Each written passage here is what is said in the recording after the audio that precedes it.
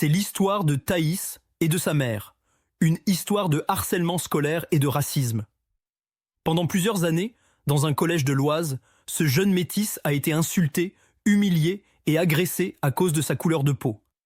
Dès la 6e, les insultes racistes s'installent. On lui donne des claques derrière la tête. On lui attrape les cheveux en disant « ça ressemble à de la moquette ». Les violences deviennent rapidement physiques.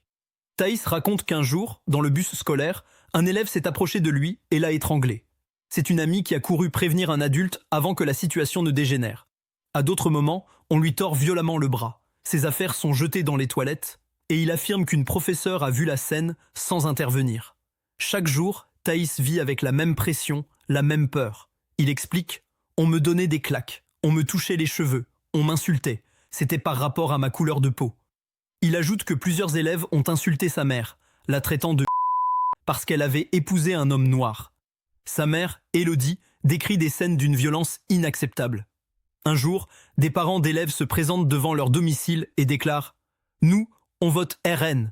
On ne veut pas que notre fils soit au contact du vôtre parce qu'il est noir. » Malgré des plaintes déposées et des signalements répétés, rien ne change. Les agresseurs restent dans l'établissement. Aucune mesure réelle de protection. Aucun rendez-vous avec les institutions. Thaïs développe une phobie scolaire. Il s'isole. Il s'effondre. Pendant les vacances de Noël, il tente de mettre fin à ses jours. Sa mère parle d'une double peine. Protéger son fils, tout en réalisant que les institutions l'ont abandonné. Elle finit par le déscolariser pour le protéger. 1 an et demi au CNED, loin des coups, loin des insultes, loin du racisme. Aujourd'hui, Thaïs est au lycée. Il dit aller mieux. Il s'est fait de nouveaux amis. Il tente de reprendre une vie normale.